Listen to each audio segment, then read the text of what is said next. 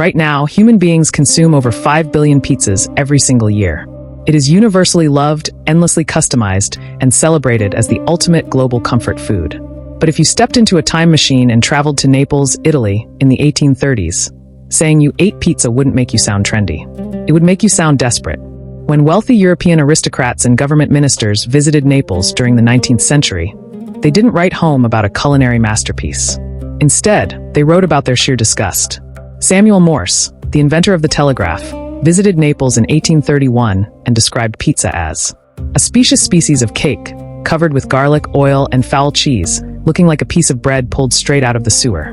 To the upper class, pizza wasn't just low-quality food. It was considered a repulsive, dangerous crime against taste, a disgusting slab of dough eaten exclusively by the most destitute, filthy street peasants who had no other choice to survive. So how did a dish once so despised, so dirty, and so deeply humiliated transform into the single most popular food on planet Earth? To answer that, we have to look at a deadly global fear. To understand how pizza was born, you have to picture Naples in the mid-1700s. It wasn't the postcard-worthy vacation spot we know today. It was one of the most densely populated, impoverished cities in all of Europe. 50,000 working-class poor known as the Lazzaroni lived on the streets. They didn't have kitchens, stoves, or dining tables. They needed a meal that cost practically pennies, could be eaten on the run while working, and wouldn't spoil in the heat. And then came an accidental savior, the tomato. When Spanish explorers first brought tomatoes back to Europe from the Americas in the 1500s, wealthy Europeans refused to touch them. They believed tomatoes were killer apples, literally poisonous. And they weren't entirely crazy, because rich people ate off pewter plates high in lead. The acid in tomatoes leached the lead out, causing real-life fatal poisoning. For over 2 centuries, Europeans treated the tomato like toxic waste.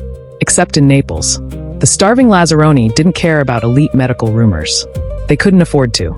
Out of pure desperation, Neapolitan street bakers took these cheap, ignored red fruits, mashed them up, and smeared them across flat, inexpensive yeast dough. They slapped on pork lard, coarse salt, and garlic, throwing the flatbread into hot stone ovens for just 60 seconds. It was cheap, intensely flavorful, and packed enough calories to keep a laborer working for 12 hours straight. Pizza was officially born, not as an Italian delicacy, but as a dirty hack for human survival. For decades, this food remained a dark local secret, confined strictly to the slums of Naples. So what single event forced the highest royalty in Europe to eat the food of street beggars? By 1889, Italy had finally unified into a single nation. To solidify their power, King Umberto I and his wife, Queen Margherita, decided to go on a grand tour of their new kingdom, ending in Naples. Night after night, the royal couple was served the finest French haute cuisine. Rich, heavy, intricate dishes made strictly for European high society. And Queen Margherita was completely sick of it. Legend has it that after days of boring, formal banquets, the queen wanted to taste what the common people of Naples were actually eating. She demanded street food. But there was a problem. A royal queen couldn't simply walk into the filthy, disease-ridden alleyways of the slums to stand in line at a street stand. So, her royal court summoned Naples' most famous local baker, Raphael Esposito. Esposito packed up his dough, his tools, and his ingredients and marched right up to the royal palace. In what historians consider the first official food delivery in human history, Esposito baked 3 distinct pizzas right inside the palace kitchen. The first had lard, cheese, and basil. The second had garlic and oil. But the third was special. Esposito wanted to pay homage to the newly unified nation. He topped the flatbread with vibrant red tomatoes, white mozzarella cheese, and fresh green basil leaves. The exact 3 colors of the new Italian flag. The queen took a bite. She didn't just tolerate it, she was obsessed. She sent Esposito a formal letter of gratitude, and in response, he officially named his creation after her, the Pizza Margherita. Overnight, pizza had royal approval. But surprisingly, it didn't sweep across Italy. Italian cities like Florence, Rome, and Venice still looked down on Neapolitan food. So why did pizza fail to conquer Italy, and instead take off 4,000 miles away in a completely foreign country? If you asked an Italian in northern Italy in 1900 what pizza was, they'd likely give you a blank stare. It was still seen as a regional Neapolitan oddity. Pizza didn't spread across Italy first. It crossed the Atlantic Ocean. Between 1880 and 1920, over 4 million southern Italians fled poverty and migrated to the United States. They packed into tight-knit immigrant neighborhoods like New York City's Little Italy. In 1905, an immigrant named Gennaro Lombardi opened America's first licensed pizzeria in Manhattan. At first, it was strictly a localized community affair. Factory workers bought cold, leftover slices wrapped in paper to take to work. Outside Italian enclaves, mainstream America didn't care about pizza. And then World War II broke out. Hundreds of thousands of American soldiers were deployed to Allied-occupied Italy. Hungry, far from home, and looking for cheap food, American GIs flooded local Neapolitan pizzerias. They fell in love with it. When the war ended in 1945 and the soldiers returned to cities across Chicago, Boston, and Los Angeles, they didn't just want hamburgers, they demanded pizza. The demand exploded so quickly that traditional Italian baking methods couldn't keep up. Authentic wood-fired brick ovens took hours to heat up and required master craftsmen. So American entrepreneurs did what they do best. They industrialized it. They swapped wood brick ovens for high-heat gas ovens. They abandoned fresh, wet mozzarella for low moisture, processed cheese that could be stored for months. Pizza was no longer a delicate Neapolitan craft. It was becoming a high-speed, mass-market commodity. As pizza mutated into a multi-million-dollar American fast food machine, purists back in Italy watched in absolute horror. By the late 1950s, pizza wasn't just expanding, it was exploding into a corporate battleground.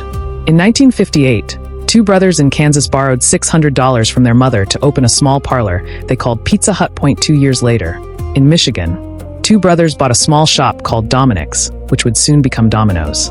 These corporate giants realized something crucial. Americans didn't just want good pizza. They wanted fast pizza, delivered right to their front door. Then came 1962, when the grocery store altered everything. The frozen pizza. Now, you didn't even need a baker or a restaurant. Families could buy a flat disc of frozen dough, processed cheese, and synthetic sauce, throw it in a home oven, and have dinner in 10 minutes. Pizza had officially transitioned from a Neapolitan street survival food to a global multi-billion-dollar corporate empire. But there was a catch. To make pizza cheap, fast, and storable on a freezer shelf for 6 months, the soul of the dish was stripped away. High-grade olive oil was replaced with cheap vegetable oils. Fresh basil was swapped for artificial seasonings. In 1984, outraged master bakers in Naples decided they had seen enough. They refused to let global corporations destroy their heritage. They formed the Associazione Verace Pizza Napolitana, a strict legal coalition designed to protect real pizza. They established rigorous legal rules. To be certified as real Neapolitan pizza, the dough must be kneaded by hand, baked in a wood-fired oven at exactly 900 degrees Fahrenheit, and cooked for no more than 60 to 90 seconds. No rolling pins, no gas ovens, no compromises. The purists fought back. But had the world already moved too far past Naples? The truth is, Naples couldn't hold pizza back, because pizza had become a canvas for the entire planet. As it spread across continents, every single culture reinvented it in its own image. In Brazil, pizzerias topped their crusts with green peas and heart of palm. In Japan, you'll find squid ink, mayonnaise, and seafood. In Sweden, banana curry pizza is a staple menu item. Purists might cringe, but this limitless adaptability is precisely why pizza won the world. And yet, the original craft never died. In 2017, UNESCO officially recognized the art of the Neapolitan pizzuolo as an intangible cultural heritage of humanity, placing the traditional Neapolitan baking method alongside fine art and ancient monuments. Think about that journey for a moment. 300 years ago, pizza was a dirty, humiliated slab of flatbread smeared with an ignored poisonous fruit, eaten out of pure desperation by starving street workers in the slums of Naples. It survived royal snobbery, crossed oceans on immigrant ships, fueled soldiers in world wars, and survived corporate mass production. Today, whether it's a $1.50 street slice in New York, a frozen box from a grocery store shelf, or an artisanal margherita pie from a wood-fired oven in Italy, you aren't just eating fast food. You are holding 300 years of human survival, royal scandal, migration, and rebellion in your hand.